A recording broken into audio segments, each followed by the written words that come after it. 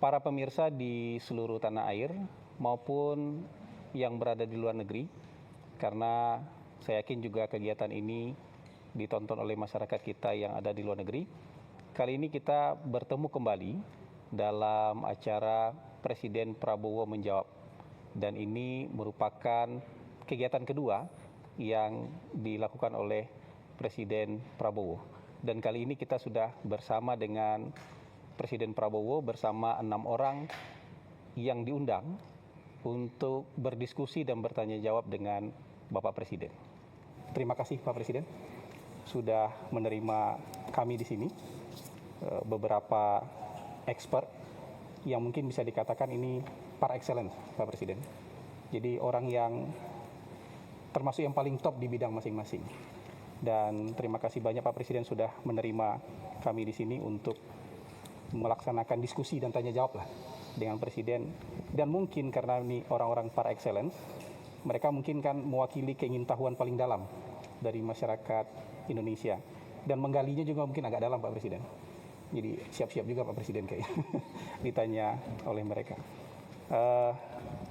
Mungkin nanti akan saya perkenalkan masing-masing kepada pemirsa yang di rumah. Kalau Pak Presiden mungkin sudah familiar dengan tamu-tamu yang ada di meja bundar ini. Oh ya, meja bundar ini meja bersejarah ini. Karena banyak sekali keputusan strategis di Republik yang lahir dari meja ini. Di sebelah kanan Pak Presiden ada Mbak Eno, nama lengkapnya Mbak Retno Pinasti, pernah menjadi jurnalis Voice of America, ya. Kemudian sekarang menjadi Pemret di Liputan 6. SCTV dan Indosiar. Nah, Pemret di SCTV dan Indosiar. Mbak Reno udah beberapa kali ke sini ya. Ini bukan kali pertama. Ya, untuk tanya jawab dan diskusi dengan Presiden bukan kali pertama. Iya. Terima kasih. Di sebelah Mbak Reno ada, kita manggilnya Bang Celi, Bang Rizal Malarangeng.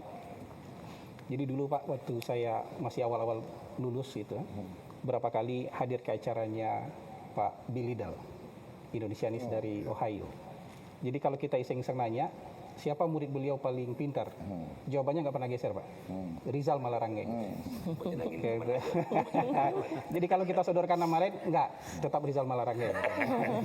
Kemana sekarang? Politik masih di Columbus, masih sehat, 86 tahun. Iowa ya? Ohio. Ohio State. Columbus. Ohio State University. Tempatnya JD Vance. JD Vance. Oh iya. Benar. Oke, Presiden. Oh iya. JD Vance. Dia orang Kentucky tapi sekolah di Columbus, Ohio. Kan tetanggaan. Oh, di Buckeyes.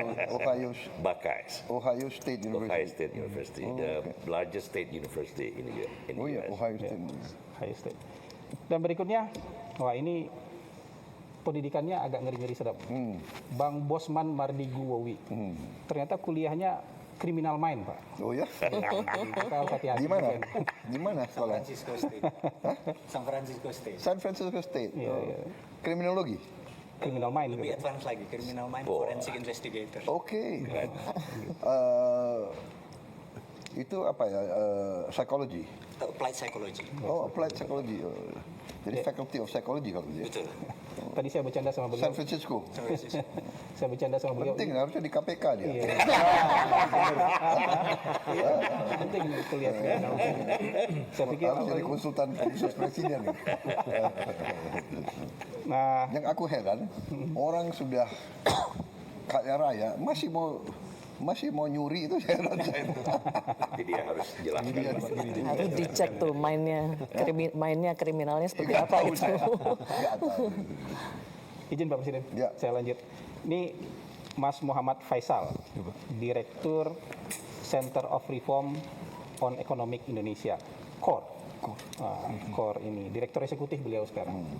Jadi ini kritis-kritis juga ini Pak. Jadi Bapak harus siap juga kalau.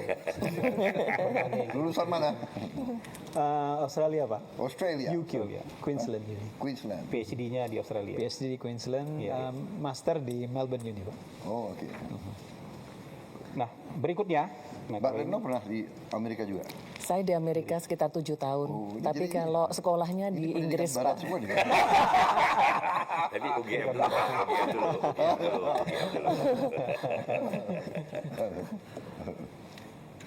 Pak Presiden, kalau ini pasti sudah sering lihat, tapi pemirsa, saya sebutkan aja nih Mbak Najwa Shihab, sudah sering juga pasti ke sini, ya, berdiskusi sampai malam dengan Pak Presiden.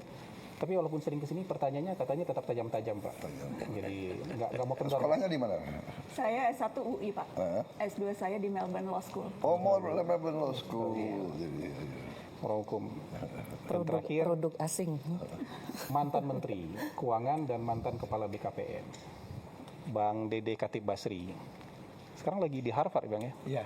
Sekarang lagi ngajar di Harvard. Ya mungkin nanti akan PhD-nya di mana, Pak? Saya dari Australian National University. ANU.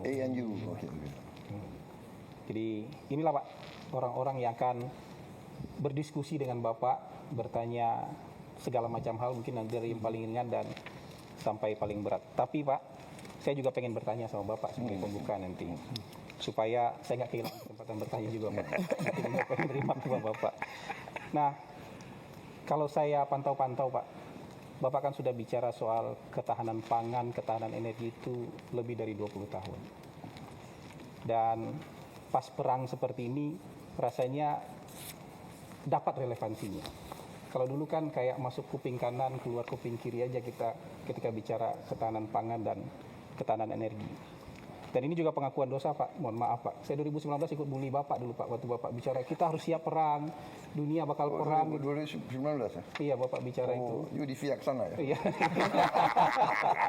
Jadi saya pengakuan dosa dan okay. kayak tidak percaya, tapi ternyata 2022 ada perang, 2023 ada perang, 2025 ada perang, sekarang 2026 ada perang yang jauh lebih besar lagi. Nah, pertanyaannya, Bapak bicara dan berpikir soal ketahanan pangan, ketahanan energi itu karena memang memprediksi perang atau karena memang mazhabnya mazhab nasionalis gitu? Jadi lebih Enggak, kemana saya itu? kira mazhabnya mazhab akal sehat. Common sense and reality. Ya. Jadi saya tuh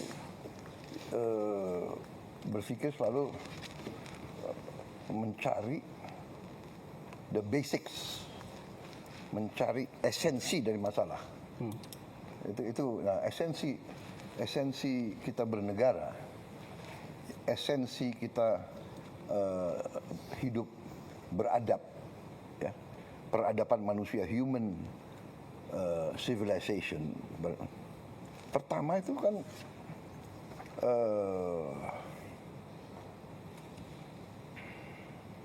pangan, makan. It's a basic need. Kalau psikologi kan Maslow, basic need. Pertama, ya kan,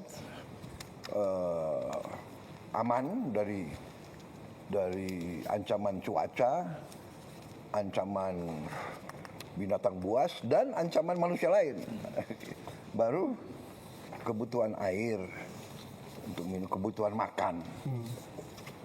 Baru tingkatan-tingkatan lebih tinggi daripada kebutuhan. Jadi makan itu is very basic, very basic. Jadi kebetulan saya ini juga saya suka baca sejarah dan juga latar belakang saya sebagai prajurit, sebagai perwira, ya mendorong saya terus belajar sejarah. Dan di situ saya lihat common denominator, masalah yang azazi selalu adalah pangan. Iya kan? Perang, awalnya perang antara kelompok manusia dan kelompok manusia adalah rebutan pangan. Rebutan daerah di mana ada banyak binatang berburu, atau rebutan sumber air, atau rebutan lahan yang sangat subur. Oh, ternyata di lahan itu, di lembah itu banyak rusa-rusa suka makan di situ. Berarti rumputnya subur. Aku ingin kuasai lembah itu. Tapi ada suku lain, perang, rebutan. Jadi itu yang mempengaruhi saya, sehingga saya lihat kalau kita ingin merdeka, kita harus jamin sumber pangan. Itu juga yang disampaikan oleh Bung Karno kan. Bung Karno begitu dia mimpin Indonesia baru merdeka, yang dia urus sebetulnya ya pangan, pertanian. Dia yang bikin IPB, dia yang selalu ngomong the hungry stomach cannot wait. Iya betul. Iya kan? Jadi itu sebetulnya bukan ya itu. Jadi waktu itu saya berbeda pandangan dengan mazhab atau kelompok yang berpikir oh dengan globalisasi, efisiensi kita bisa belanja aja dari mana saja. Ternyata nggak bisa. Iya, iya. Satu juga perkembangan sains dan teknologi membuat bumi kita sebenarnya semakin kecil. Kalau 200 tahun yang lalu perang di Eropa nggak pengaruh untuk kita. Iya, iya, iya. Iya kan? Biar aja Inggris sama Jerman perang, Prancis sama ya. Sekarang perang di mana saja berpengaruh. Gitu loh. Terasa Pak. Iya, perang Ukraina. Harga pangan naik di dunia. Karena Ukraina penghasil gandum, jagung yang terbesar, Rusia juga, ya kan? So bumi yang semakin kecil, the world gets smaller, ya kan? Because of technology. Kita interconnected. Kejadian di satu tempat berpengaruh kemana-mana. Apalagi nuklir, apalagi nuklir, ya kan? Iya. Saya kira itu, Pak Hasan. Iya, iya, iya. Jadi apakah Bapak waktu itu sudah 20 tahun lalu sudah berpikir akan ada perang? Oh, begini. Sad to say, sangat sedih bahwa memang sifat manusia itu selalu ingin dominasi yang lain. Ini sifat hakikat manusia. Dengan dominasi dia bisa menentukan kan. Yang tadi saya katakan, oh lembah di situ lebih subur dari lembah saya mau kuasai itu. Iya, iya. Oh, lereng itu sumber airnya banyak, saya sumber airnya kurang, saya mau kuasai itu. Iya, iya, iya. Jadi kalau kita baca sejarah ribuan tahun, manusia condong selalu perang. Nah, perang adalah destruktif. Kita mengerti bahwa perang itu sangat jahat. Perang itu destruktif. Perang itu harus kita hindari at all cost. Iya. Tapi kalau kita terlalu naif, kita terlalu baik, kita nggak mau siap untuk perang, kita nggak mau belajar perang, kita nggak mau melengkapi diri untuk perang, kita justru akan Diperangi. dihabisi. Itu sejarah dunia. Ya itu akhirnya yang kita kenal sekarang dengan hukum Thukydides, ya kan? The strong will do what they can, the weak suffer what they must. Yang kuat akan berbuat sekendak hatinya, yang lemah harus menderita. Itu sudah menjadi semacam adagium. Hukum alam jadinya. 2500 tahun. Si Thukydides itu ahli sejarah Yunani yang menulis buku 2500 tahun yang lalu. Dia cerita tentang perang antara Sparta dan Athena. Tapi itu pelajaran yang diajarkan di mana-mana. Iya. Kalau nggak salah itu salah satu wajib baca untuk hampir semua yang mau jadi jenderal di tentara-tentara maju. Belajar Thukydides. Iya, iya, iya. The strong will do what they can. Jadi ada lagi pelajaran ya dari ahli sejarah Romawi, Vegetius, sekitar sama itu 2500 tahun. Rupanya dari situ sudah mulai tulisan-tulisan tentang perang. Vegetius dia kasih pelajaran sic vis pacem para bellum. Siapa yang mau damai? Sic vis pacem, kalau kamu mau damai, Harus siap. bersiaplah untuk perang. Siapa? Nah, yang kita lihat sekarang yang kita soal politik, saya tidak ikut-ikut ya politik. Tapi kalau dari segi kita lihat perang kemarin terakhir ini yang sedang berjalan, Iran lawan Amerika dan Israel, harus kita akui Iran tuh persiapan yang lama. Ya. Dan dia sendiri mengatakan, kami sudah siap perang ini sudah puluhan tahun. Dia kan dia di embargo ya, dia di 79. sanction berapa tahun itu? 79, 47 Hampir tahun. 79 kan mulainya. 47 tahun, Pak. 47 tahun. Iya. 40 tahun di embargo loh. 47 tahun dikasih sanksi. Bertahan dia.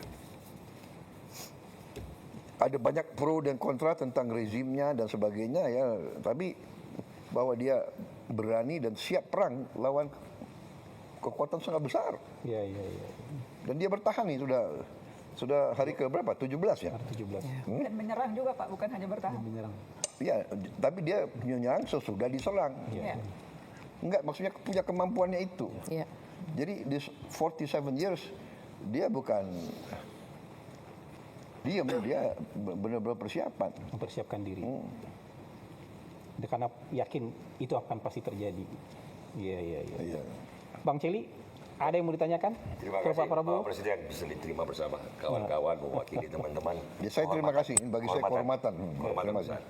Ini sebenarnya kita sudah memulai tapi dengan pertanyaan ringan dulu Bapak Presiden karena sudah mulai berat supaya kan masih panjang malam. Masih panjang. Biar lebih ini sedikit yang lebih ringan barangkali kan banyak persoalan dunia, Bapak juga punya passion geopolitik, belum lagi persoalan dalam negeri. Pertanyaan yang barangkali tidak kurang penting ya, bagaimana proses sehari-hari tokoh sejarah yang sedang berlangsung cepat itu mengambil jarak dan santai mengedurkan, karena kalau Churchill misalnya Bapak kan di tengah perang dunia kedua pun dia minta izin jangan sampai jam tidur siang saya terganggu. I know it's a war but I need to rest so I can think better. Iya, iya. Kalau ada waktu kosong sedikit melukis dan ngasih makan angsa. Iya. Kalau Ronald Reagan tidur siang juga sama, Iya. baca komik dan menunggang kuda. Iya. Seorang Prabowo seperti apa Bapak dalam mengambil jarak dan Saya terus terang aja ya, saya anggap tidur itu penting. Tapi kalau saya teknik agak lain. Saya itu bisa tidur di mana saja. Di mana saja, kapan saja. Ya. Jadi mungkin ini ilmu saya dapat di tentara. Jadi bagi saya umpamanya naik mobil, saya bisa tidur. Naik helikopter, saya bisa tidur. Naik pesawat, saya bisa tidur. Kalau saya antara 2-3 pertemuan, saya masuk 10 menit, 15 menit, saya tidur. Bagi saya 15 menit is nge-charge gitu loh. jadi lebih power Apalagi nap 20 ya. menit. My ideal actually is 30 menit. Jadi kadang-kadang antara meeting sama meeting, aku minta jeda setengah jam gitu. Saya tidur gitu. Kalau malam saya nih night, jadi kadang-kadang saya tidurnya jam 1. Tapi jam 3 saya bangun lagi. Kenapa? Ini masalahnya nih, teknologi ya kan. Kan ada YouTube. Iya kan? Bapak ikut juga YouTube untuk Ikut dong, saya harus perkembangan apa terakhir yang terjadi. Iya, iya, iya. Kan kita ini beda 4 jam sama Timur Tengah, Iya. 3 jam. Habis itu sama Amerika sekian jam. Jadi saya harus ikuti apa yang terjadi. Dan itulah mungkin yang membuat saya itu always a bit up to date. Oke. Begitu. Jadi saya ingat waktu itu saya di Singapura. Shangri-La Dialogue. ya. Nah, karena saya punya kebiasaan jam 3 saya bangun, saya buka YouTube. Jam 3 di Singapura ya. Itu kalau nggak salah di Washington DC 3 pagi itu 3 siang. 3 sore. Iya. Around 3 siang ya. Di Washington. Di situ kalau nggak salah at that time Presiden Biden, Presiden Biden baru ngomong sesuatu gitu loh. Tentang kalau nggak salah Palestina atau apa. Karena saya langsung baca waktu saya jam 9.10 pidato, saya yang pertama Menyampaikan. Address. menyampaikan tanggapan saya terhadap pidatonya Biden gitu loh. So, ya kan itu.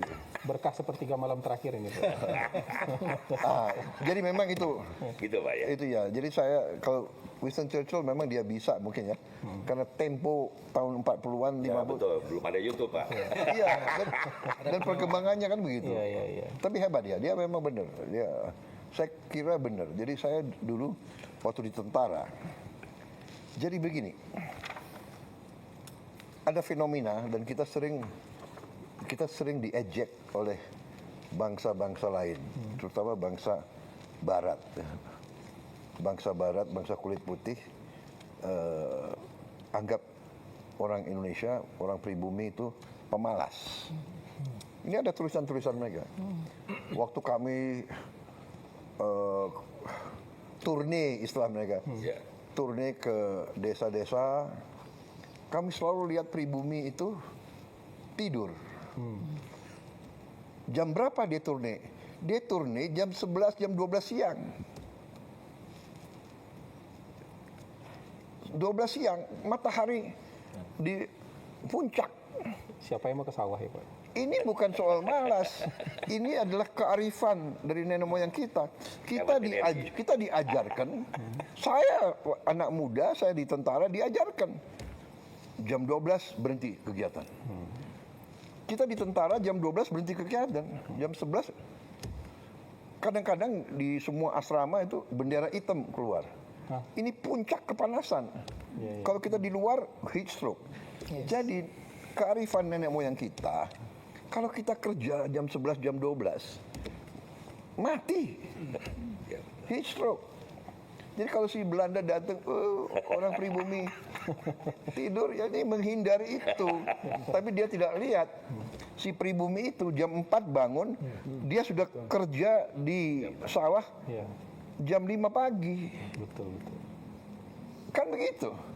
Baru istrinya bawa makan tuh jam 9, jam 10. Baru kembali, ya dia memang tidur siang. Tidur siang itu survival instinct. Strategi kebudayaan. Iya, survival instinct. Saya pernah kedatangan seorang, waktu saya udah keluar dari tentara, saya masuk bisnis, saya kedatangan ini. Seorang, nggak tahu orang Inggris, apa, banker, apa, beautiful suit, you know. Datang di kantor saya, dia bikin joke. Dia bilang, dia bikin joke terhadap orang Indonesia. Ya, I don't know, I think you Indonesians, your hobby is sleeping, dia bilang. Aku untung udah pensiun kan. Apa dasarnya? Dia bilang, ya, you know, every time I see my driver, he's always asleep in the car.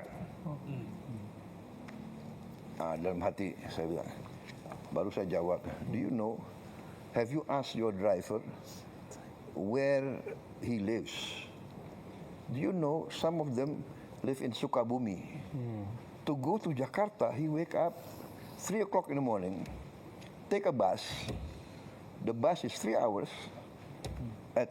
To get to your house at 7 o'clock or 8 o'clock. Jadi dia nggak tahu kenapa. Survival instinct juga.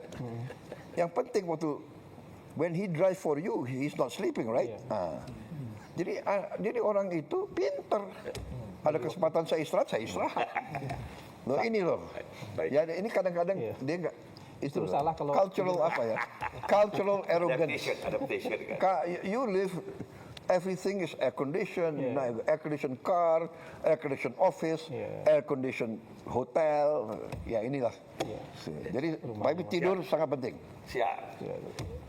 Untuk semua mereka yang diambil posisi kepimpinan harus cukup tidur. Silakan. Mau jam 8, yang paling bagus saya dengar tidur harus jam 9. Saya dengar. Yang paling sehat jam 9, bangun jam 4, jam 5, jam 6. Tapi nggak bisa update berita tengah malam. Nggak tahu ini apa ya? Ini sudah biar news junkies. Iya kan? Iya, right? Kita ini sudah sudah kena lah itu, benar nggak? What's happening? Katanya anak-anak muda sekarang, ya kan terlalu tergantung gadget ya. Iya, betul. Sangat tergantung. Dan harus, karena katanya ada detox gadget katanya. Ya. Ada penelitiannya, Pak. Masuk kemana nggak boleh bawa gadget. Nggak boleh. Penelitiannya adalah misalnya di Amerika, Eropa sekarang, rata-rata 8 jam sehari mereka di exposed to Ke gadget. 8 hours a day. That's a long time in your life. 8 hours, iya. Saya kalau lihat, ikan itu saya punya staff lagi duduk, apa ini berjam-jam. Iya. Dan jago ya, dia punya tag tangannya ya. Dia bisa kirim WA luar biasa itu. Teknologi jempol gitu, Pak. Itu jempol. Bawa aja. Moderator Bawa boleh generasi. tambah satu yang Mungkin nanti di series atau ganti dulu? nanti kita Bang ya, nanti kita keliling. Siap. Moderator, Pak, Iya. ikut. Yang Ini Mbak Reno belum? Iya, yang kedua Mbak Reno Iya. Bang rencana. Oke. Bapak ada feeling ternyata yang kedua emang. Udah dibocorin loh. Jangan-jangan. Jadi, memang dalam susunannya saya nggak bohong Pak. Susunannya memang susunannya Mbak Eno. Nah sekarang kesempatan kedua kita kasih ke Mbak Eno untuk menyampaikan pertanyaan ke Pak Presiden. Baik. Silakan Mbak Eno. Mas Moderator, terima kasih. Iya. Pak Presiden juga terima kasih atas kesempatan diskusinya yang kesekian kali, sebuah kehormatan juga untuk saya. Waktu melihat pesertanya Pak, saya sudah terbayang ini pasti nanti topiknya akan banyak meng-highlight soal geopolitik dan soal ekonomi. Tapi itu saya serahkan Pak izin ke pakar-pakar yang hadir di sini. Justru saya ingin menyoroti pidato Bapak beberapa hari lalu Pak. Waktu ulang tahun Danantara yang pertama. Waktu itu Bapak, ini saya ada kutipannya, memberikan statement, jangan main-main lagi dengan saya. Laporan palsu, laporan menyenang-nyenangkan supaya bisa akal-akalan. Saya kasih peringatan keras ya. Nah, terkait ini, boleh kasih konteksnya Pak. Ini kira-kira laporan palsu ini terkait apa, oleh siapa, seberapa sering, dan kira-kira bagaimana Bapak bisa sadar bahwa selama ini Bapak ada beberapa data yang palsu ya dalam laporan yang Bapak terima. Karena gini Pak, kesalahan data itu dalam laporan akibatnya bisa fatal.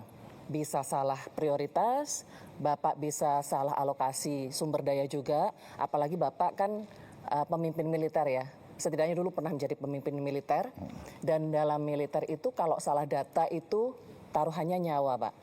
Nah pertanyaan saya, apakah Bapak siap, benar-benar siap Pak, untuk menerima laporan yang tidak menyenangkan? Itu yang pertama. Kemudian saya pengen tahu juga upaya-upaya apa yang Bapak lakukan untuk meng-cross-check kebenaran laporan-laporan yang Bapak terima. Apakah Bapak misalnya mencari second opinion, atau Bapak mencoba mencari fakta di lapangan, mungkin Bapak sidak, atau Bapak mungkin melihat keluhan-keluhan masyarakat di sosmed, atau mungkin ada rencana atau sudah ada mungkin Bapak membuka saluran khusus untuk pengaduan dari masyarakat barangkali. Dan apakah Bapak juga selama ini mencermati, tadi kan Bapak menyampaikan jam 3 memantau YouTube dan segala macam. Mungkin kritikan-kritikan dari pengamat Pak, atau dari pers seperti kami gitu ya. Dan yang ketiga saya ingin tahu, siapa teman diskusi Bapak? Karena gini Pak, apakah masih ada sosok-sosok non-birokrat ya Pak ya, yang selama ini menjadi teman diskusi Bapak, semacam West Wing lah katakan seperti itu. Apakah mungkin, saya nggak tahu apakah KSP masih menjalankan fungsi itu gitu ya, karena dalam pengambilan keputusan atau kebijakan biasanya untuk mematangkan itu perlu diskusi. Jadi saya ingin tahu siapa Pak yang memainkan peran devil's advocate selama ini untuk Bapak. Panjang ya Mas Moderator ya? Pertanyaan tadi ya. 3 ya, tapi satu topik ya. Baik, jadi kita ini, apalagi saya selalu katakan, saya sudah lama jadi orang Indonesia. Ya. Jadi budaya ABS ini, asal Bapak senang, asal Ibu senang, laporan palsu ini sudah membudaya. saya kira di semua institusi.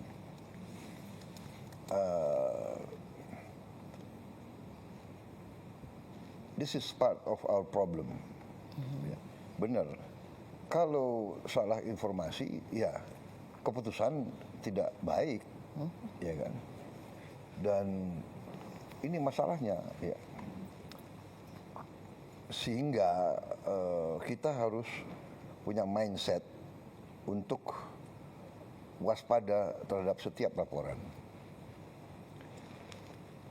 Dan benar, Mbak Retno, kita harus mau dan berani untuk menerima laporan yang paling tidak enak.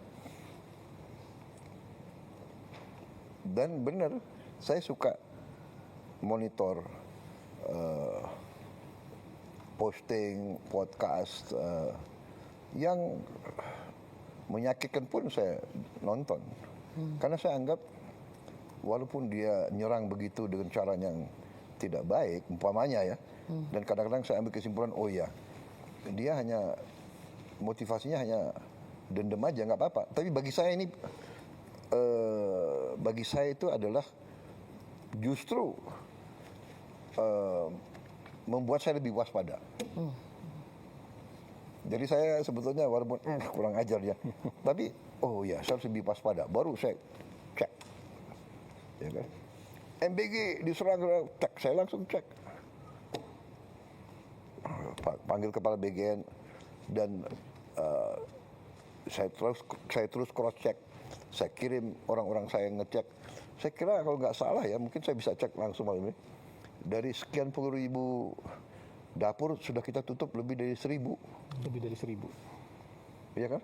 Iya benar, udah datanya ada ya, lebih dari 1.000. Ini saya punya wakil kepala, satu ibu ya, ibu Nani ya.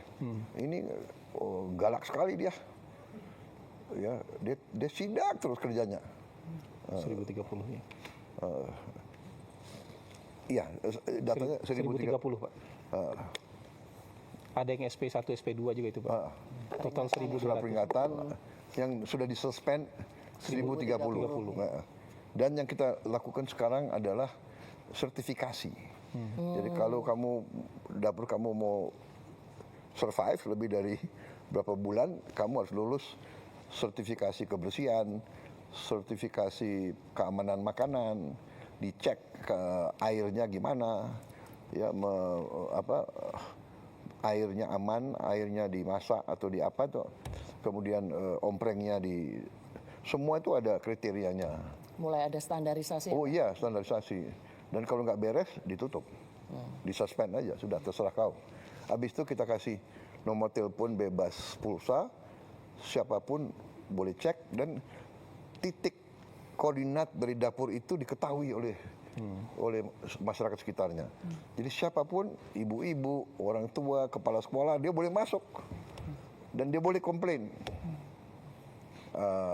Jadi memang laporan yang hanya bagus-bagus itu budaya yang tidak baik. Dan itu mungkin budaya Indonesia adalah mungkin niatnya baik, tidak mau menyusahkan pimpinan. Mungkin ya niatnya baik.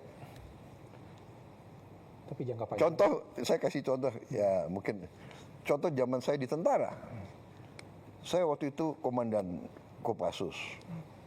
Saya sudah jenderal kalau nggak salah ya. Saya inspeksi ke Batu Jajar, pusat pendidikan, yang saya dulu pernah jadi komandan. Saya lihat keliling-keliling, tahu-tahu di satu titik saya lihat di situ ada helikopter dari jauh. Helikopternya latihan fast roping, turun dengan tali. Naik turun. Suatu saat helikopternya berhenti.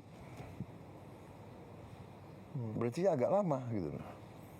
Saya tanya komandan yang di situ, itu kenapa helikopter berhenti? Oh, break Pak untuk makan. Udah kan, break untuk makan kan. Jadi saya nggak tanya lagi. Besoknya saya di Cijantung, saya terima di situ kan selalu di tentara itu ada laporan harian. Jadi kalau hari Selasa hari ini atau laporan hari Senin dikasih laporan di batalion ini terjadi ini saya dapat laporan di pusat pendidikan pasukan khusus Batu Jajar pada jam 13.08 telah terjadi kecelakaan dari helikopter gini-gini. Oh ini yang saya di sini waktu itu. Tapi nggak dikasih tahu. Tapi nggak dikasih tahu. Oh, Anda ngerti? nggak paham. Apa yang Bapak lakukan waktu Niatnya saya telepon ke komandannya. Kenapa kok nggak laporan? Nggak enak komandan. Nanti komandan kan begitu. Niatnya. Tapi menurut saya kamu lain kali jangan ya. Kasih tahu apa adanya, mungkin saya bisa bantu, saya bisa apa. So ini masalah. Jadi saya karena itu kemarin tuh di Nantara, laporan pertama, Pak, 1 tahun hasilnya bagus, begini. Saya kejar dia, yuk ini laporan benar nggak? Yuk jangan, ngerti nggak? Jangan nyenengin saya. Ini saya pegang loh, saya ini sekarang bertanggung jawab atas Nantara. Enggak Pak, begini, bisa ya? Saya bisa audit ya, siap Pak. Itu dasarnya. Saya ngomong begitu, ya guys. We have to have a new culture. Culture ini harus walaupun sakit, pahit, we have to face reality. Kita harus realitas lah, dan kita harus siap terima tidak baik, kita harus siap dimaki-maki, kita harus siap dicurigai, nggak apa-apa. Saya belajar banyak. Seorang pemimpin yang baik tidak boleh takut menghadapi kesulitan. Kalau pemimpin yang unggul, lihat kesulitan, harus dikejar kesulitan itu. Rush to the problem. Hadapi. Solve the problem. Nah itu. Berarti kritikan dari pers atau dari pengamat nggak masalah ya Pak? Karena tempo hari Bapak sempat ini nih Pak, katanya pengamat ada beberapa yang mau, apa ya itu istilahnya? Enggak, jadi gini. Yang di... Iya, pengamat itu semua kritik itu baik dan membantu. Tapi ada orang yang kritik dengan niat motivasi yang nggak baik. Ngerti nggak? Dia kritik justru untuk menimbulkan kebencian atau kecurigaan atau kecemasan. Nah, ini menurut saya it's not good. It's not good. Ya kan, satu niatnya apa, motivasinya apa, ya kan? Kalau motivasinya evil, niatnya tuh niat jahat aja itu nggak baik, ya ngerti nggak? Ya kalau kritikan berdasarkan suatu fakta, suatu fenomena itu baik, bagus. Contoh yang saya anggap informasi dari lapangan, justru dari anak-anak. Satu saat saya kaget itu. Tahun berapa? Mungkin 1 tahun yang lalu. Gitu. Saya dikasih lihat, Pak, ini ada anak-anak di Nias. Ini nih. Ini saya ingatin nama, ternyata baru saya tahu. Coba ada suaranya nggak? Dia teriak. Nama saya dipanggil, coba. Kami keseringan dihambat banjir di saat kami pergi ke sekolah. Dan kami mohon kepada Bapak untuk membangun jalan kami ini. Karena kami tersiksa kalau kami pergi ke sekolah. Anak-anak kita tiap hari masuk sungai basah, duduk di kelas basah, pulang kembali basah. Dia nyawa loh itu, nyawa itu. Semua terjun, kita kerjakan ini. Dibangun di Batak ya waktu itu. Anak-anak kita teriak, kita harus jawab. Sekarang kita akhirnya terpaksa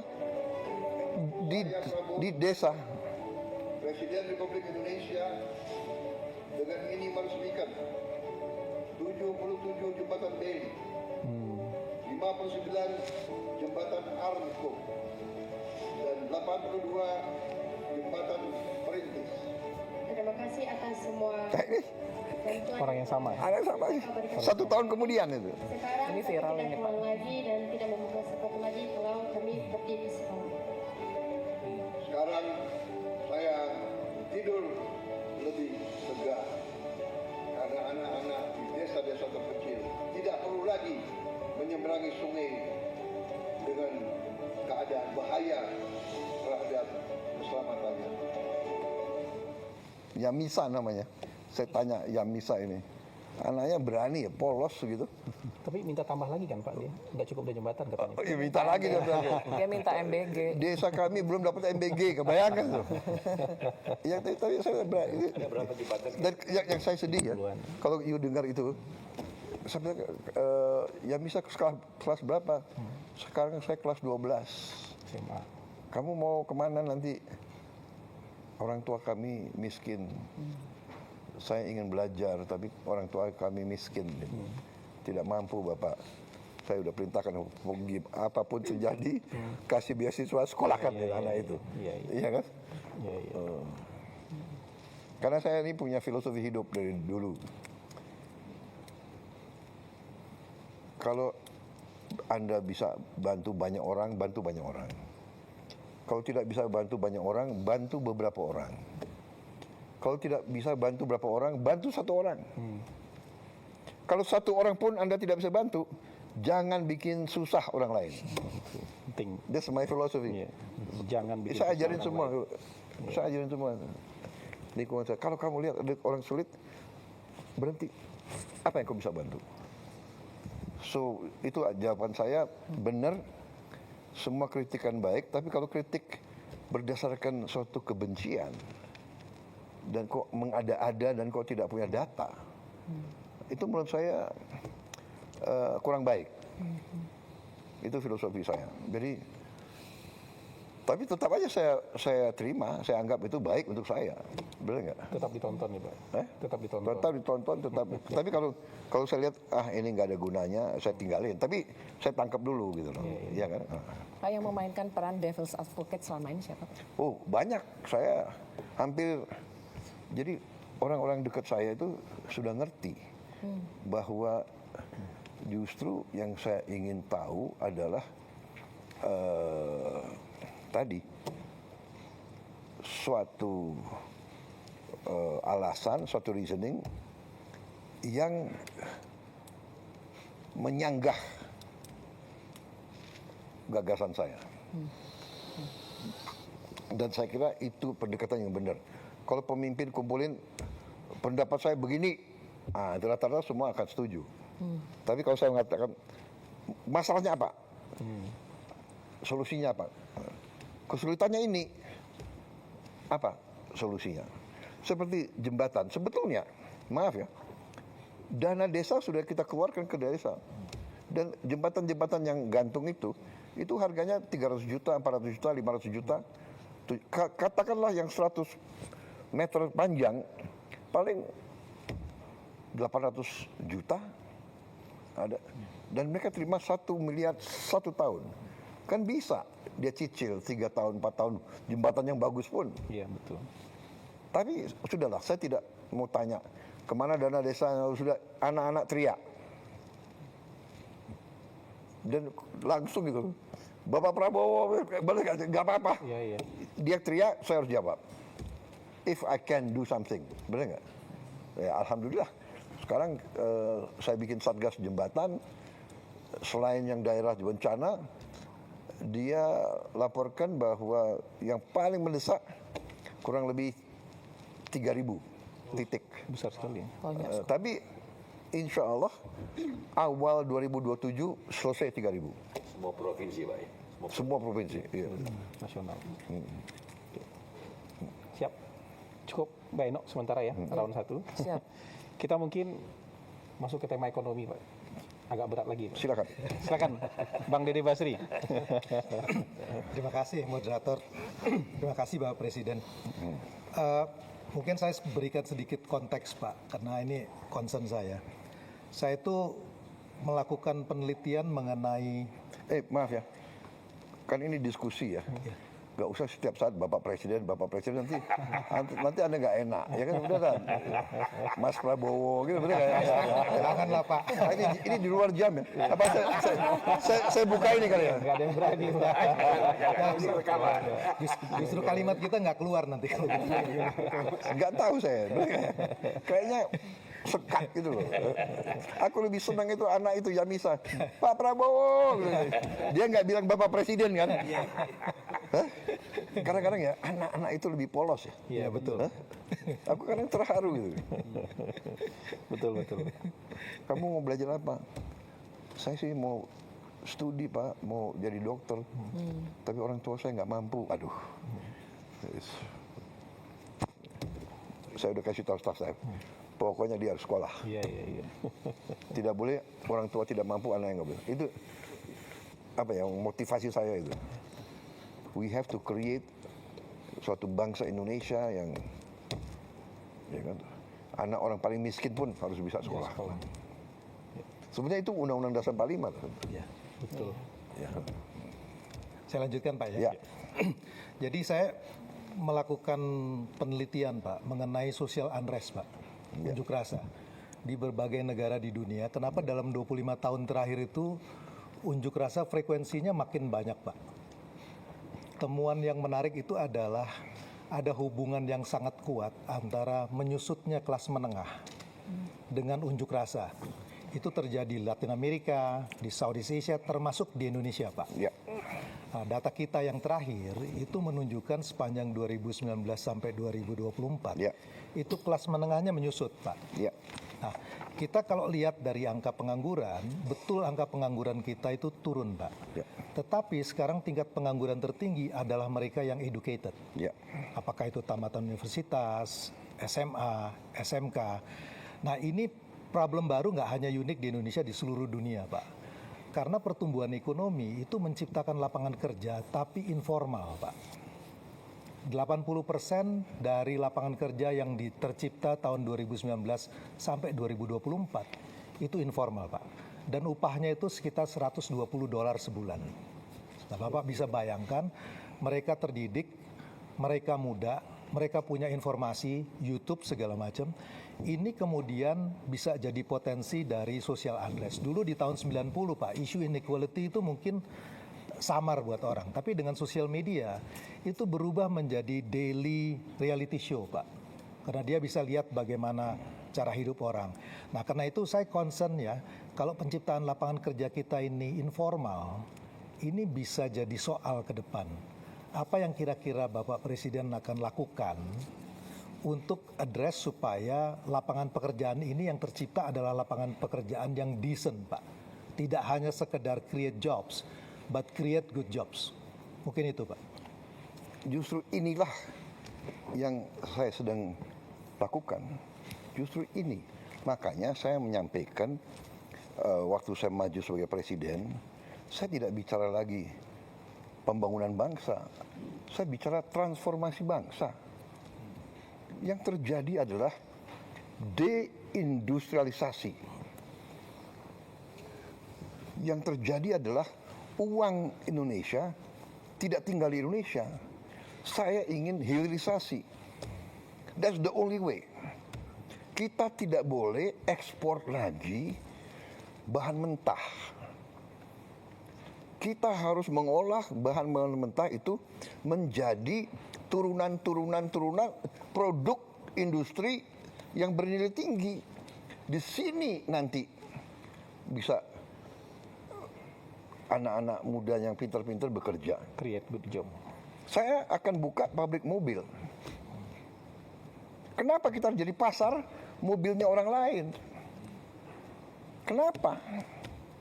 Karena will. Dengan segala hormat, Korea. Sumber alam Korea apa? Coba periksa. Kita punya sumber alam semua untuk bikin mobil. Tapi dia sudah puluhan tahun lebih dulu dari kita bikin mobil. Kita punya timah, kita punya boksit untuk alumina, diolah menjadi aluminium jadi mobil. Tapi kita nggak bikin processing boksit. Prosesnya nggak ada. Jepang tidak punya boksit. Dia bikin mobil terhebat. Iya kan? Jadi ini Pak Kati, this is what we have to do. Makanya saya bikin buku transformasi bangsa. Saya katakan strategi transformasi bangsa. We have to transform. There's no other way. Untuk kita industrialisasi, kita harus melakukan ratusan pabrik. Itu yang kita sebut pohon industri. Dan kita sudah map out. We have a plan actually. Pohon industri untuk semua komoditas penting yang kita punya. Kelapa saja ternyata di negara manapun dianggap suatu miracle crop. Minyak VCO, virgin coconut oil, itu dianggap anti cancer. Di Amerika saya punya teman-teman jenderal Amerika, dia minum tablet virgin coconut oil yang dibikin bubuk jadi tablet. Tiap makan dia minum itu. Harga kelapa itu tinggi sekarang. Kita baru punya 1-2 pabrik kelapa. Selama ini kita ekspor kelapa gelondongan. Kelapa. Hampir semua komoditas. Ya, kita punya kopi terbaik. Tapi kita import Starbucks. Ya, Nestle, Nescafe. Iya kan? Kita punya coklat terbaik. Tapi kita import, kita makan KitKat, kita makan Cadbury, ya kan? This is what we have to do. Jadi justru ini jawabannya adalah industrialisasi. Yang sekarang ini is actually to win time. To win time. Win time adalah kita harus hilangkan kemiskinan. Bahwa kelas menengah turun, saya yang ungkapkan. Saya ungkapkan di mana-mana. Itu yang menohok saya. Saya tadi bangga juga 7 tahun pertumbuhan 5%. Tahu? Loh, pertumbuhan tapi orang miskin tambah. Kelas menengah kurang kok. There's something wrong with the system. Yeah? So you're exactly correct. We have to industrialize. And now it's not even industrialization. Now it's science. STEM. Ya kan? Contoh, kita kekurangan 100, kalau tidak salah 120.000 sampai 140.000 dokter. 140.000 dokter kurang. Dan kita memproduksi, menggraduate tiap tahun paling 9.000 sampai 10.000 dokter tiap tahun. Top. Artinya kita harus 14 tahun nunggu baru terpenuhi.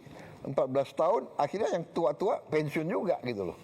Jadi we will never, kalau kita nggak ambil tindakan drastis. Makanya saya rencananya saya mau bangun 10 universitas baru dengan 10 fakultas kedokteran baru dengan 10 research rumah sakit baru. Untuk mempercepat ini. Pak, saya boleh sedikit, Ya, Pak ya? ya. Problem dengan industri kita tuh competitiveness. Karena di sini, Pak, terus terang aja, uang nggak masalah, tapi masalah jadi uang, Pak. Jadi karena persoalannya di-create oleh birokrasinya begitu banyak. Bapak willing untuk lakuin deregulasi nggak, Pak, untuk itu, Pak? Oh, harus. Deregulasi harus. Saya sudah deregulasi gila-gilaan mungkin. You tanya aja. Masalah pupuk ya. Masalah pupuk. Saya menemukan ada 145 peraturan. Ini contoh ini. Ini salah satu yang harus kita. Salah satu prestasi pemerintah saya ya antara lain ini penyaluran pupuk. 145 peraturan. Ya. Jadi ada 41 undang-undang, 23 peraturan pemerintah, 6 peraturan presiden, instruksi presiden. Di Kementerian Pertanian ada 11 peraturan, Kemendak 6, pokoknya totalnya 145. Ya. Jadi dari pabrik yang miliknya negara sampai ke petani itu kalau tidak salah harus ada berapa belas tanda tangan. Gubernur harus tanda tangan. Pertama harus ada, kalau tidak salah harus ada 14 kementerian tanda tangan. Baru gubernur tanda tangan, baru bupati tanda tangan. Jadi ini pupuk yang kita subsidi nggak sampai ke petani. Iya. Bahkan jadi penyelundup, diselundupkan kemana?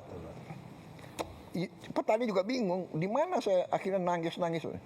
Kita hilangkan 145 peraturan dari pabrik langsung ke Gapoktan. Kelompok tani. Nggak usah pakai kartu-kartu, pakai KTP bisa beli. Surat sudah. Jadi deregulasi sangat penting. Ini semua dan akal-akalan ini, birokrasi ini akal-akalan. Sudah kita kurangi undang-undang, kita sudah perbaiki undang-undang, kita perbaiki ini peraturan presiden. Dia akal-akalan, dia bikin lagi apa namanya peraturan teknis. Pertek. Akal-akalan lagi nih Pak. Ini aduh. Boleh klarifikasi Ya, satu nggak Bapak? Ini penting banget tadi. Satu aja klarifikasi ngikut. Tadi kan Bapak bilang industri mobil baru ya. Kan selama ini salah satu yang cukup berhasil industri mobilnya kan misalnya Toyota Kijang, Innova, itu kan komponen dalam negerinya lumayan banyak Bapak. Kan dibuat di Indonesia, Avanza bahkan kita ekspor. Apakah ini kita akan perkuat atau you are going to create something totally new? Ini kan sudah ada Ya kan sejarah. gini ya, Toyota ini kan masih belum mau ke arah listrik. Oke, listrik Bapak ya. Listrik. Ekosistem baru. Ya. Nah, saya ingin total listrik. Kenapa? Dan saya ingin listriknya itu dari solar, dari matahari. Kenapa? Justru menghadapi ini. Kalau kita mau pakai mobil combustion engine, apa mobil bensin atau solar, masih tergantung lagi kita impor gitu loh. Jadi industri mobil dengan ekosistem baru ya, bukan yang Mobil sama motor. ya. Kita udah bikin simulasi. Waduh, savingsnya luar biasa. Ya. Jadi saya kalau strategi kita benar, will kita ada, insya Allah kita bisa hidupkan lagi industrialisasi. Ini berpikirnya Ya, nggak cuma saya- satu dua langkah ini. Bapak nggak mikir 1-2 langkah ini, mikirnya kalau 100 langkah ini. Enggak. Saya tadi boleh 100 langkah, tapi intinya, what is the basic problem? The root of the problem. Apa? Akar masalahnya apa? Nah, itu yang kita atasi. Beliau, oke, benar. Kita butuh good quality jobs for the educated. But we also need massive jobs for the common, orang-orang biasa yang ingin hidup dengan baik. Kan itu yang harus kita juga. Jadi that's why kita terpaksa ya, menurut saya kita terpaksa multi front. Semua sektor harus kita kerjakan serentak. Memang berat, memang banyak orang mengejek kita. Indonesia nggak mungkin berhasil, tapi saya optimis, saya yakin kita akan berhasil. Itu bedanya itu. Kalau kita yakin berhasil, insya Allah berhasil. Nah, itu pengalaman saya gitu, ya kan? Tapi everything berdasarkan realita, ya kan? Fakta. Realita. Kalau kita nggak punya apa-apa, kita punya semua kok. Masalahnya kita tidak mampu manage, itu aja. Sekarang kita harus ubah.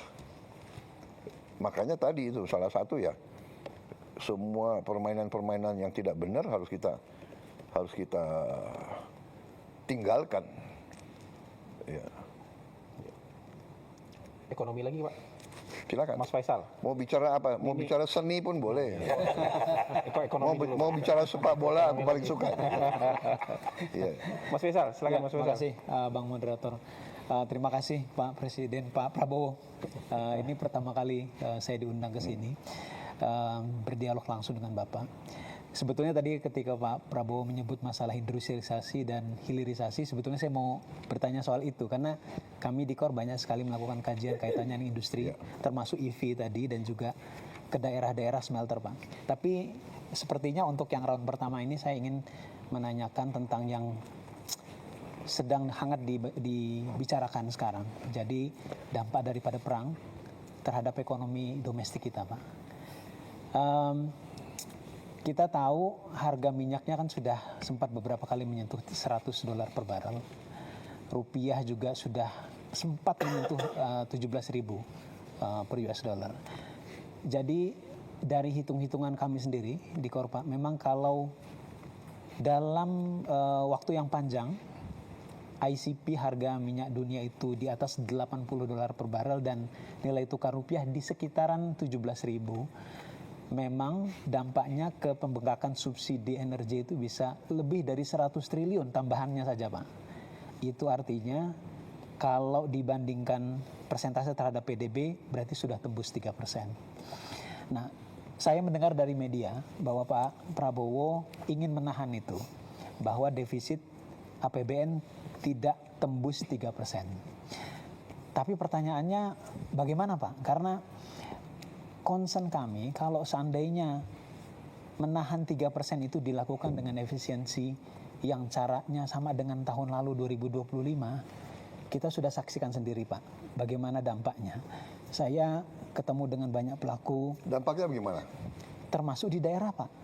Di daerah, kalau Bapak ingat ada gejolak di Pati, gejolak di beberapa daerah yang lain, itu karena susah untuk mencari jalan keluar bagi daerah untuk menaikkan, terpaksa mereka menaikkan pajak karena transfer ke daerah kan dipotong, Pak, karena efisiensi juga.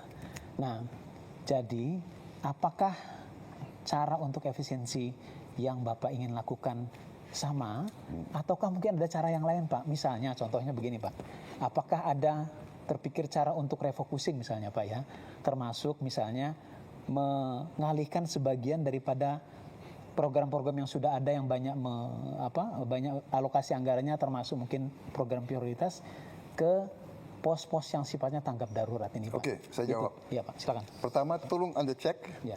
transfer ke daerah mana yang dipotong dan mana yang tidak dipotong.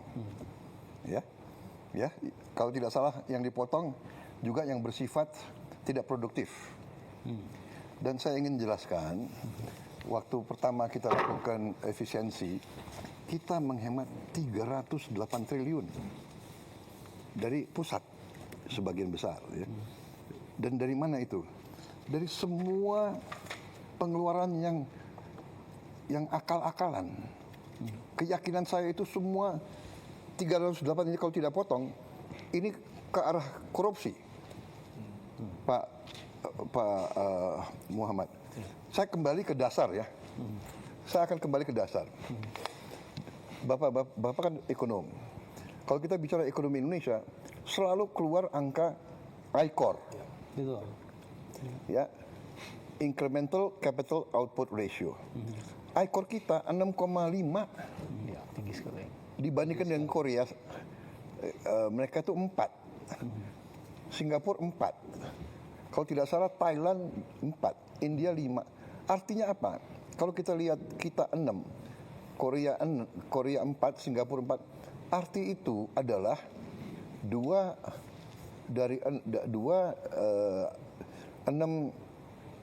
per 6 kan 2/3. Ya. Jadi kita ini, kalau angka itu artinya kita 30% lebih tidak efisien dari Thailand, Malaysia, Filipina apalagi, Vietnam apalagi.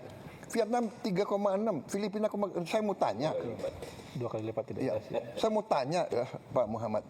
Kita bedanya apa sama orang Filipina? Kita rasnya apa? Apa kita lebih bodoh? Kita lebih tidak efisien. Kalau saya pakai ini sebagai dasar, artinya saya datang mendekati APBN kita yang 3.700 triliun, which is 230 miliar dolar. Pertama saya sudah lihat, ini 30% dari 230 itu 75 miliar dolar. Tidak efisien ini. Dan saya sudah buktikan, dengan efisiensi saya bisa menghemat di awal 308 triliun. Itu sama dengan 18 miliar dolar. Masih banyak yang bisa kita hemat, Pak Muhammad. Banyak sekali yang bisa kita hemat. Coba, masa kita ada biaya seremonial? Tiap kementerian, tiap badan di seluruh eselon Indonesia itu ada biaya untuk ulang tahun. Saya bilang sudahlah, seremoni hanya di ruangan, potong tumpeng, ya kan? Biaya percetakan dan souvenir kita potong 75%. Pembelian alat tulis kantor kita potong 90%. Tiap kantor selalu beli alat tulis, beli buku, komputer hampir tiap tahun. Sewa gedung, peralatan, rapat seminar sejenis. Sudah ada kantor kementerian, semua pejabat maunya rapat di luar daerah, Luar kota. Betul. di luar kota. Ada yang mau di Bali, ada yang mau kajian-kajian, saya analisa-analisa, saya bilang masalahnya sudah jelas kok, masalah kemiskinan, kesenjangan, lapangan kerja, iya kan? Jembatan anak itu teriak, Pak Prabowo, tiap hari kami basah. The problem is there. Jadi saya lihat dengan penghematan yang pasti ke korupsi. Nah, ini di awal, di akhir tahun pertama pemerintahan saya, Menteri Keuangan melapor, Pak, kita masih ada sisa sekian ratus triliun juga. Itu contoh. Ya, jadi menurut saya, kalau kita hadapi krisis, ya semua upaya kita pelajari, ya kan? Pertama, kita harus turunkan konsumsi.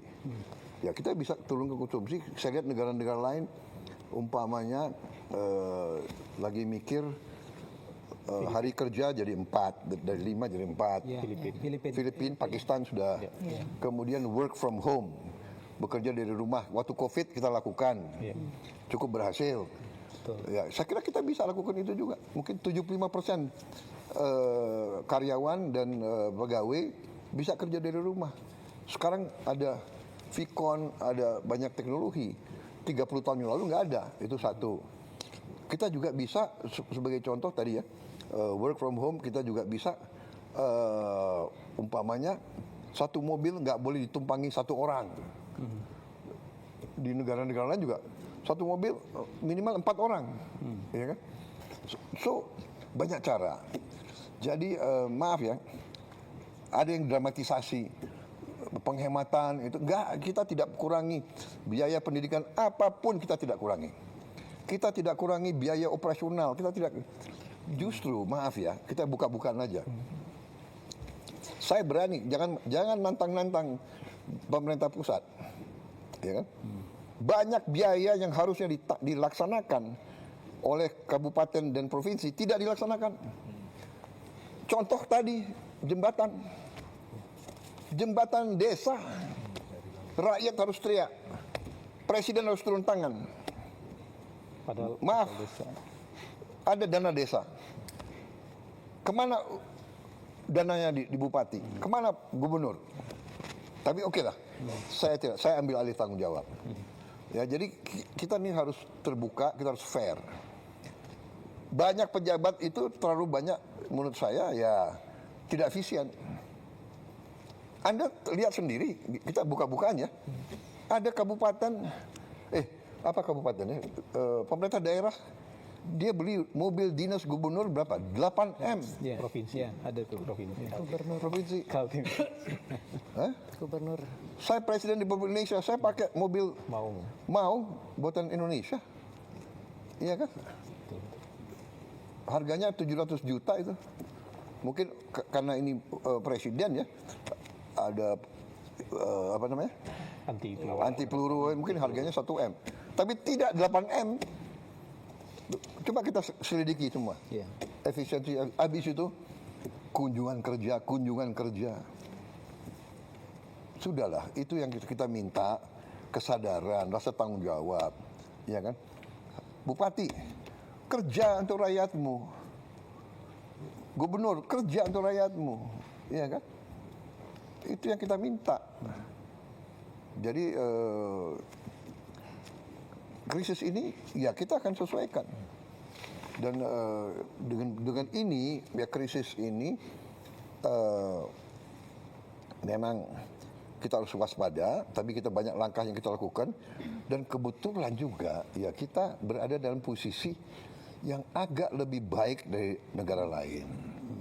Satu, kita sudah kontrak ya, untuk tahun ini kan kita sudah punya kontrak-kontrak, dan sebagian kontrak-kontrak itu justru bukan dari daerah situ, kita dari Afrika, kita juga dari Amerika, gitu. Ya, harga itu kita ambil rata-rata 1 tahun. Ya. Tapi benar, kalau perang ini berjalan lama dan harga di atas 100, kita harus benar-benar lakukan langkah-langkah. Tapi ini juga akan mempercepat strategi kita. Dari awal strategi saya, swasembada pangan, swasembada energi, swasembada air. Air kita cukup, alhamdulillah. Banyak negara di Teluk itu Air aja nggak ada. Ya. air aja nggak ada. Ya, Saudi Arabia tidak punya air. Dia hidup dari desalinasi, Air laut. dari instalasi desalinasi, harganya 1 miliar satu. Dia punya nggak tahu 7, 8, 10 saya tidak tahu.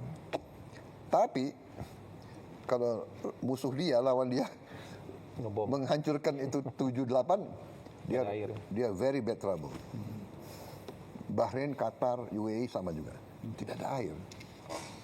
Even Iran air susah. Kita tinggal air kita manage. Kadang-kadang kelebihan air. Iya kan? Karena kita tidak mau kita sebetulnya ya sudah ribuan tahun tahu kok kalau hujan pasti banjir. Iya, iya. Tapi kita ya kan kita ini kita harus bangun sekarang ya. Kita harus waspada, kita semua eselon. Alam yang begitu baik dari Yang Maha Kuasa, jangan kita santai everything. Kita harus bangun. We have to be tough. Jadi ini wake up call. Tapi ini akselerasi. Jadi saya berniat, saya sudah kasih keputusan politik dalam waktu yang sesingkat-singkatnya, paling lambat 2 tahun kalau bisa, kita harus punya tenaga surya 100 gigawatt. 100 gigawatt. Ya. Nah, kita sekarang sudah bisa produksi sekitar, kalau tidak salah ya, 11 gigawatt dari dalam negeri saat ini. Kita masih punya pembangkit listrik tenaga diesel sebesar 13 gigawatt. Jadi ini harus kita tutup. Tidak boleh lagi ada listrik dari diesel, terlalu mahal. Jadi kita, saya kira dalam waktu dekat 13 gigawatt bisa kita adakan. Jadi very soon kita tidak akan pakai diesel, solar untuk listrik. Itu penghematan kita pertama. Tapi the whole plan is semua motor kita akan kita konversi menjadi motor listrik. Semua mobil, semua truk, semua traktor harus tenaga listrik. Jadi nanti orang kaya yang punya Lamborghini, Ferrari, silakan lo pakai bensin, lo bayar aja harga dunia. Mau $200, ya kan? Terus lo orang kaya kok. Yang lain kita sudah bikin simulasi. Ternyata si yang naik motor, kalau dia pakai listrik, pengeluarannya tinggal 20%, 1/5. Jadi this is our game changer. Ini game changer. Cina, Tiongkok, dia sudah punya 800 gigawatt. Dia the most advanced in tenaga surya. Untuk solar panel. Besar-besar. 100 Wah, saya pernah ingat, saya nggak tahu ya, 10 tahun atau berapa tahun yang lalu saya di Beijing, siang-siang kuning. Kalau nggak salah sebelum Olimpiade itu. Oh iya. Smognya kuning siang hari. Kita nggak berani keluar. Ya. Sekarang Clean. clean. Jadi dia very advanced. Dia punya hydro, kita punya hydro. Hydro lebih mahal dan lebih lama. Kita punya geothermal juga agak lebih lama. Kita punya mini hydro agak lumayan, mini hydro. Tapi kita punya kalau tenaga surya itu bisa cepat, dan yang kita punya keunggulan, maaf, saya diejek kan, ini presiden sawit. Ya, saya bangga, saya jadi presiden negara yang penghasil kelapa sawit terbesar. Dari kelapa sawit kita bisa menghasilkan solar. Bensin juga bisa. Dari kelapa sawit bisa bensin juga. Aftur juga bisa. Aftur dari kelapa sawit. Jadi we are in a better position than many countries. Tapi benar, 1 tahun ini kita harus benar-benar waspada. Ya, mau tidak mau kita harus semua merasakan, kita kurangi konsumsi BBM. Ya, tapi ya kita harus siap kemungkinan paling jelek, karena ya Iran kan dia mau bela diri. Cara dia bela diri ya dia harus tutup Hormuz. Iya kan? Dan dia harus membuat istilahnya negara yang nyerang dia menyesal. Dan target dia ya, BBM crude oil $200. Dia ngomong begitu kok. Tapi sekarang berkisar naik turun ya. 100, 110, 112. Karena juga masih banyak sumber lain gitu. Ya kan, masih. Tapi still bagi kita berat kalau memang benar. Kalau di atas, kalau pakar yang tim saya mengatakan kalau di atas 90, 95 itu berat bagi kita. Ya. Kan sudah 3 perang teluk, Pak. Yang pertama, kedua kan yang 91 dan 2003. Nggak terlalu berdampak. Yang paling berdampak embargo OPEC, Pak. 73 ke 74. 3 kali lipat dalam setahun. 100%. Dan itu long lasting. Kita dapat bonansa kan net ekspor. Dan ingat ya, kita punya batu bara yang masih banyak.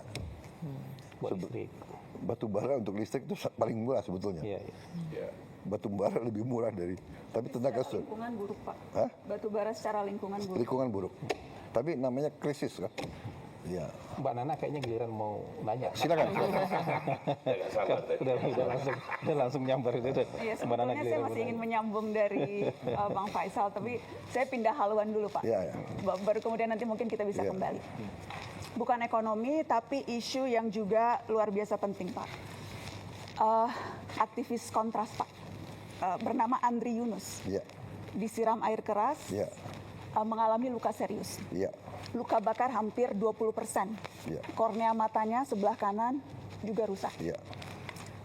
Kapolri sudah mengatakan mendapatkan instruksi langsung dari Pak Presiden untuk mengusut kasus ini. Dan saya juga ingin mengutip Menteri Koordinator Hukum, Menteri Bapak Pak Yusril, Komnas HAM, Komisi 3 DPR, semuanya menilai ini bukan sekedar tindak kriminal, Pak Presiden, tetapi ini serangan terhadap demokrasi, serangan terhadap pembela HAM. Saya ingin tahu posisi Bapak, apakah setuju dengan penilaian itu, Pak? Ya pastilah. Ini terorisme, iya kan? Tindakan biadab harus kita kejar, harus kita usut. Harus kita usut. Sampai ke bukan hanya pelaku lapangan, tapi apakah siapa yang nyuruh, siapa yang bayar. Termasuk apabila ternyata yang melakukan itu aparat negara, Pak? Ya jelas dong. Yang berseragam. Tidak akan dilindungi, tidak akan ada impunitas. Tidak akan. Bapak menjamin itu, Pak? Saya menjamin. Tapi sebaliknya, kalau ini provokator yang bukan dari pemerintah, bukan dari aparat, jelas kita harus usut kok. Pola yang terjadi selama ini, kasus-kasus teror itu berulang dan tidak pernah terungkap sampai yang memberikan perintah, sebatas di pelaku lapangan. Spesifik, Pak, saya mau menyebutkan, ini yang terjadi selama setahun terakhir, Pak. Ada yang tadi Bapak sebutkan, wartawan Tempo, Francisca Christy Rosana, ada Tio Ardianto, ada Ramon Doni Adam, ada Firindian Aurelio, ada Sheryl Anavita, ada Iqbal Damanik, ada Zainal Arifin Mohtar. Latar belakang mereka, Pak Presiden, semuanya beragam, tetapi kesamaannya adalah semuanya kritis menyampaikan pandangan di muka publik. Apakah Bapak bisa memahami ada kekhawatiran yang muncul bahwa ruang aman untuk bersuara menjadi semakin menyempit, Pak? Anda merasakan? Apakah dibandingkan dengan banyak negara, apa kita batasi nggak? Ada yang merasakan, coba lihat, kita batasi nggak? TikTok, fake news, hoax, kebohongan yang disiarkan tiap hari. Coba Anda lihat, coba bandingkan sama negara lain.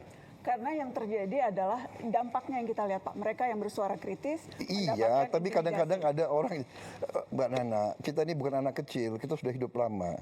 Kadang-kadang kan ada peristiwa yang justru dibuat seolah, Anda ngerti ya, itu namanya provokasi. Itu ada di buku Mbak Nana, ada di buku intelligence, ada itu. Itu namanya false flag operation. Iya kan? Melakukan aksi teror seolah yang lakukan orang Palestina, tapi yang lakukan bukan orang Palestina, yang lakukan Mossad. Itu terjadi. Sebetulnya Anda paham ya? Iya. Jadi sama juga ini. Ini mau mengarah bahwa rezim kita otoriter. Sebetulnya Iya kan? spekulasi-spekulasi itu muncul karena ketidakadaan jawaban Pak Presiden. Jadi kerap kali kasus-kasus yang terjadi ini berhenti begitu saja, tidak terselesaikan. Sehingga kemudian muncullah begitu persepsi publik bahwa wah kalau ini tidak selesai berarti ini ada unsur negara yang bermain dan sebagainya. Karena, saya karena tidak ada jawaban maka kemudian saya ingin menjamin, saya ingin membangun Indonesia yang beradab, ya. Itu cita-cita saya. Saya ingin membangun pemerintah yang bersih. Saya ingin punya polisi yang bersih, jaksa yang bersih, intelligence yang bersih. Anda tahu, saya mau tanya sekali lagi ya, saya ini korban juga. Tapi saya itu berpikir yang besar. Concern rakyat, pangan, energi, benar nggak? Dengan perang, harga pangan bisa naik. Tapi saya mau tanya, ini bulan Ramadan, harga pangan terkendali atau tidak? I think we are doing a good job. Jadi percayalah, saya tidak akan mengizinkan hal-hal seperti itu terjadi. itu yang ingin kami dengar Pak. Iya. Percayalah, saya dipilih oleh rakyat untuk membela rakyat. Tapi kita waspada. Saya minta diusut benar. Ya. Justru sampai aktornya. Iya, sampai aktornya. Saya rasa pernyataan Pak Presiden sudah boleh soal yang itu. Ya. Dan berarti Bapak tadi bicara secara tegas tidak boleh ada warga yang diintimidasi, yang diteror karena mengkritik pemerintah. Tidak boleh. Jaminan langsung dari Presiden Republik Indonesia. Kalau wewenang ada, itu saya lakukan. Ya. Bapak, apakah memberikan tenggat waktu ke Kapolri Pak untuk pengusutan kasus ini? Ya, saya ini orang realistis dan saya orang yang adil. Dari segi kapasitas, kita biarkanlah mereka bekerja. Ya. Tapi tidak hanya Polri, banyak lembaga lain juga harus bekerja. Ya. Lembaga lain penegak hukum juga yang di luar penegak kepolisian. hukum, ya kan? Apakah Bapak terbuka dengan ide membentuk tim independen untuk membackup ini, Pak? Kita bisa pertimbangkan. Asal independen ya. Independen. Ya, jangan semua LSM yang sudah a priori benci sama pemerintah yang dapat uang dari luar negeri, ya kan? Ya kan? Kalau Anda mau bicara apa adanya, saya juga bicara apa adanya, gitu. Iya kan? Tapi yang jelas malam ini kami sudah mendengarkan langsung statement dari Presiden. Presiden sangat bold. Begini, Tegas. soal saya hal itu ingin karena menegakkan hukum. Saya ingin menegakkan hukum. Bagaimana kita tegakkan hukum kalau kita biarkan seperti ini? Kalau itu dari aparat. Dan saya ingin kasih tahu bahwa memang aparat kita ya banyak kekurangannya. Kita menemukan deep state, kita menemukan ada dirjen-dirjen yang berani ngelawan menteri. Akhirnya kita pecat kan, banyak sekali dirjen-dirjen. Ada dirjen-dirjen yang merasa untouchable. Ada lembaga-lembaga yang merasa nggak boleh diaudit. Ini pekerjaan tidak ringan. Tapi kan saya tidak mau sedikit-sedikit mengeluh atau sedikit-sedikit mencari simpati rakyat. Ya ini pekerjaan saya dilantik untuk itu, saya bersihkan. BUMN saya sedang bersihkan. BUMN selama ini salah satu kebobolan kita paling besar. Jadi dari Mbak Nani, memang ini masalah Indonesia gitu loh. Di mana-mana, ya kan? Jadi tapi percayalah bahwa tidak ada niat dari pemerintah, apalagi yang saya pimpin, untuk lakukan seperti itu. Come on, apa sih? Benar nggak? Rakyat kita nggak bodoh. saya mau ingatkan ya, sampai hari ini rakyat yang di bawah itu dukung saya. Persis yang disampaikan tadi Pak Dede. Iya kan, kalau memang rakyat tidak suka sama saya, bisa turun ke jalan rame-rame. Tapi mereka tahu, kalau rusuh, semua negara yang rugi. Mau ganti saya, tunggu dong 2029. Jadi negara yang beradab ya. Sabar ya. Iya, sabar. Tapi yang saya lihat ya, Mbak Nana harus objektif juga ya, sebagai seorang tokoh, bahwa destabilisasi, disinformasi itu bagian dari bernegara. Jadi ada negara-negara tertentu yang punya keahlian di situ, regime change, color revolution, come on. Masa Anda nggak pernah baca, nggak pernah lihat, ya kan? Asia Tengah. Apakah Bapak membaca kritikan-kritikan yang dilontarkan baik oleh pengamat yang Bapak sebut tidak patriotik seperti tadi pertanyaan Mbak Eno, atau dari orang-orang yang memang selama ini kritis terhadap pemerintah, itu semuanya bermuara pada keinginan untuk regime change, Pak Presiden? Tidak semuanya, saya tidak pernah katakan semuanya.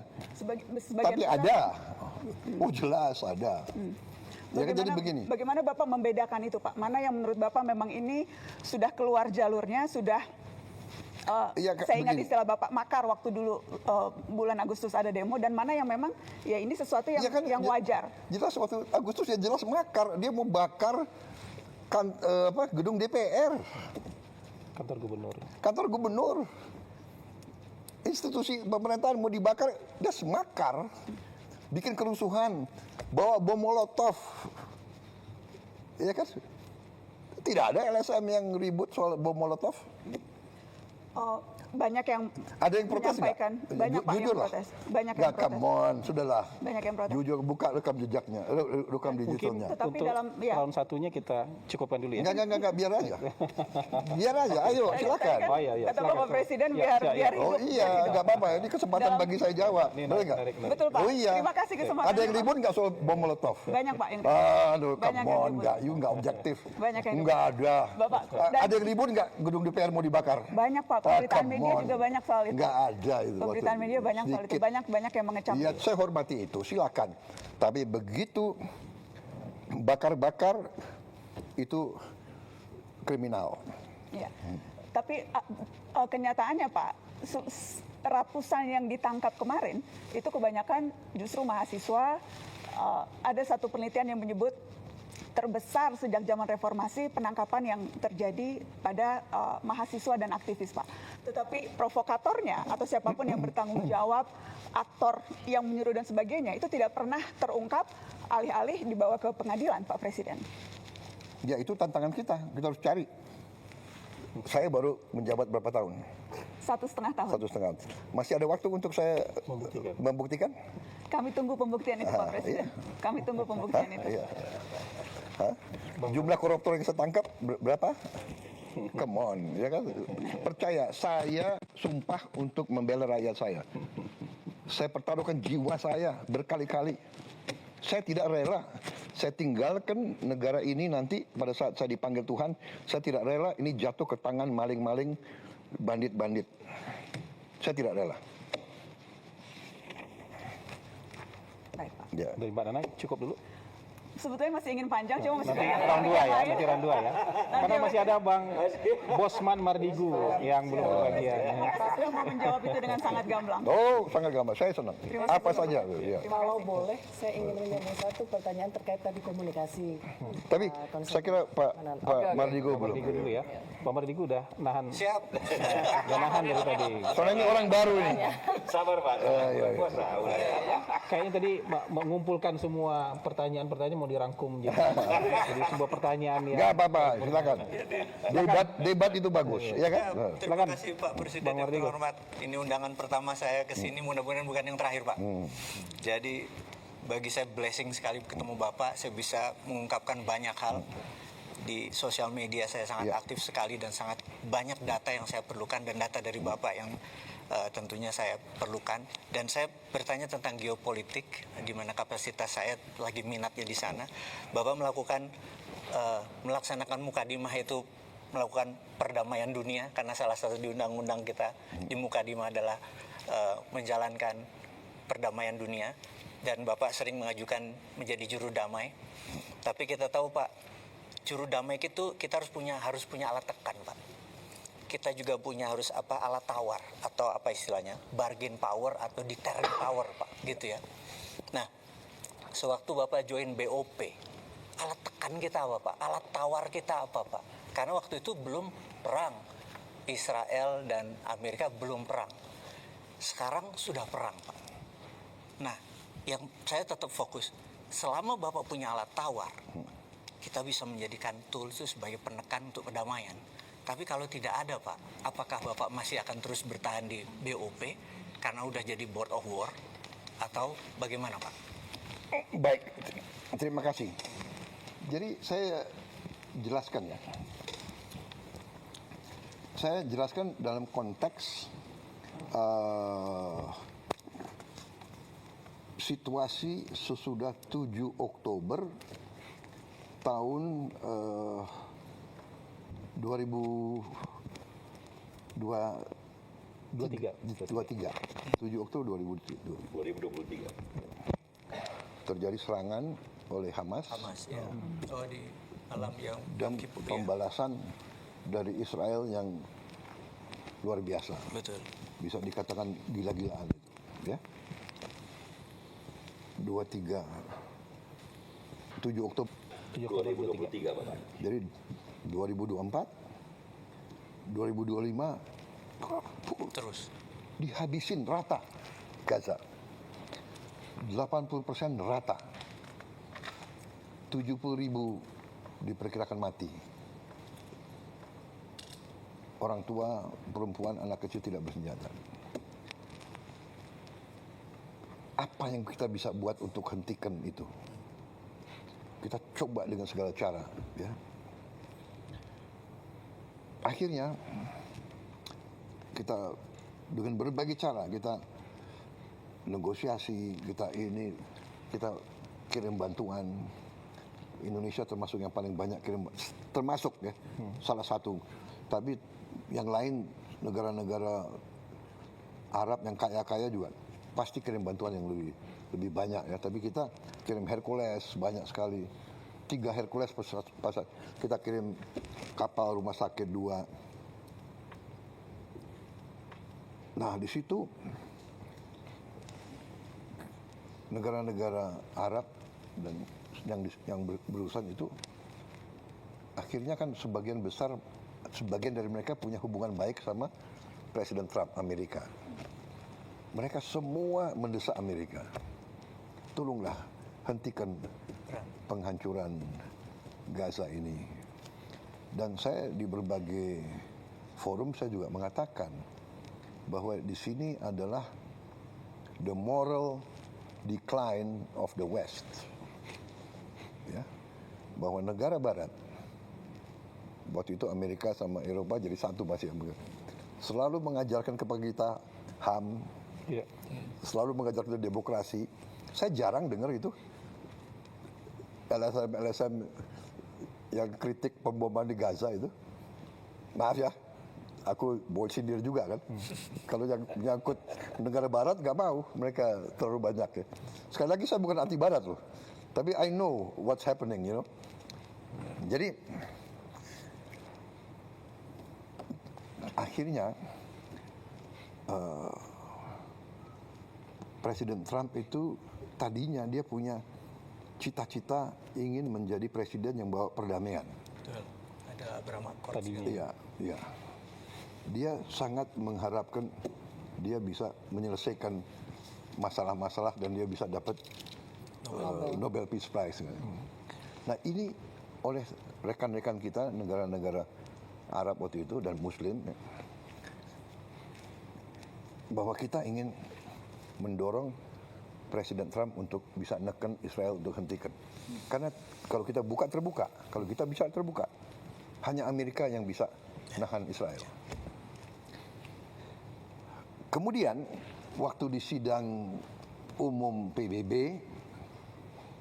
di bulan September tahun 2025 kalau tidak salah ya. Saya muncul karena saya pembicara ketiga habis Lula, Brazil, Trump, saya. Di situ saya sangat tegas dan juga hari sebelumnya saya juga bicara di forum yang dipimpin oleh Prancis, Emmanuel Macron. Dan di situ negara-negara barat banyak yang umumkan mengakui Palestina. Ini terobosan besar. Kalau tidak salah Prancis umumkan, ya kan? Inggris umumkan, banyak negara. Ini terobosan ini. Terobosan luar biasa. Karena semua mau neken supaya Israel hentikan itu. Nah, di situ juga saya tegaskan lagi bahwa the only solution is two-state solution. Sesudah pidato saya, berapa jam kemudian, 8 negara Muslim diundang oleh Donald Trump. Arab Saudi, Uni Arab Emirates, Yordan, Turki, Pakistan, Qatar. Ini fotonya ini. Ya. Sama Jordan. Iya, sama Jordan. Jadi yang mimpin waktu itu Donald Trump dan Erdogan, dua co-chair the meeting. Jadi di situ Mesir Perdana Menterinya hadir, Pakistan Perdana Menteri, Raja Abdullah sendiri hadir, adiknya MBZ hadir, dia kalau tidak salah duta besar di Washington, saya dan Emir Tamim. Ini juga Menteri Luar Negeri Arab Saudi. Di situ dia minta Witkoff nggak salah duduk di belakang itu, nggak kelihatan di belakangnya besan ya. Dia bacakan 21 point plan of Trump. Tak. Kita pelajari, kalau nggak salah ada paragraf ke-19 kalau tidak salah ya. 19 ya. Jadi dia bicara macam-macam, interface dialog, tapi paragraf ini yang menentukan bagi kita. While Gaza redevelopment advances and when the Palestinian Authority, ya, Palestinian Authority jadi pemerintah yang mimpin Palestina sekarang, reform program is faithfully carried out, the conditions may finally be in place for a credible pathway to Palestinian self-determination and statehood, which we recognize as the aspiration of the Palestinian people. Ke-20. The United States will establish a dialogue between Israel and the Palestinians to agree on a political horizon for peaceful and prosperous coexistence. Jadi, kita lihat, wow, ini 19 dan 20 ada peluang, walaupun kita tahu ini sedikit. Akhirnya kita berdelapan diskusi, kita dukung ini atau tidak. Akhirnya dalam lobby sebelum ini kita bilang kita dukung ini. Habis itu Emir Tamim kita tunjuk sebagai juru bicara kita. Akhirnya setelah dibacakan Emir Tamim atas nama kita, karena kita sebelum meeting ini kita sudah dikasih poin. Pak, sorry Pak, ini resolusi UN Council ya Pak? Jadi iya resolusi tapi berdasarkan plan itu. Berdasarkan, jadi poin-poin ini poin yang BOP atau poin US Council Pak? Pertama ada halaman ini ada di poinnya Trump. Oh oke. Yang dimasukin ke resolusi itu. I see. Nah, akhirnya Emir Tamim bilang, Mr. President, we like your plan. Ya, plannya Trump kan jadi pertama 21, akhirnya jadi 20 dan sebagainya. Tapi anyway, we like your plan, but the problem is not us. The problem is Prime Minister Netanyahu of Israel. Nah, di situ Trump bilang, dia bilang begini, dia lihat ke kita, Emir Tamim kan di sebelah saya, dia let me take care of Prime Minister Netanyahu. Dia let me take care of Prime Minister. I will convince him. Jadi dia kasih jaminan ke kita, dia yang akan menggait Perdana Menteri Netanyahu. Dan Benar, ini kalau nggak salah pertemuannya hari Rabu atau Kamis, Perdana Menteri Israel datang hari Senin dan akhirnya dipanggil ke White House dan akhirnya dia juga terima masalah ini. Dalam perjalanan terjadilah gencatan senjata. Ya. Terjadilah gencatan senjata pertama kali. Akhirnya berkuranglah penderitaannya rakyat Gaza. Yang tadinya ribuan mati, akhirnya total dalam 1 tahun gencatan senjata, ya ada pelanggaran, ada mati 600 sampai 700 orang. Yang darinya ribuan tiap minggu. Kemudian buka Rafah, ribuan truk masuk. Bantuan. Ya sekarang ada 4.200 truk tiap minggu. Kalau tiap truk itu 10 ton, 20 ton ya. Pokoknya sekarang diperkirakan semua rakyat Palestina dapat makan. Bisa diselamatkan.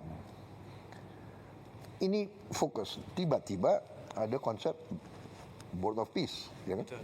Jadi, nah Board of Peace, ternyata rencana itu yang tidak ada Board of Peace, itu dimasukin ke Dewan Keamanan. Resolusi Dewan Keamanan. Resolusi 2803. Yang tidak diveto oleh siapapun. Berarti Rusia dan Cina ikut mendukung. Walaupun tidak eksplisit. Dia abstain, tapi dia mengizinkan resolusi ini. Nah, itu syarat kita. Jadi syarat saya dari awal, saya akan ikut dalam proses perdamaian. Indonesia siap menyumbang pasukan perdamaian asal disetujui oleh PBB. Akhirnya Board of Peace disetujui oleh PBB. Nah, kita tanya lagi 7 negara Muslim lainnya, bagaimana? Akhirnya kita ambil kesimpulan begini.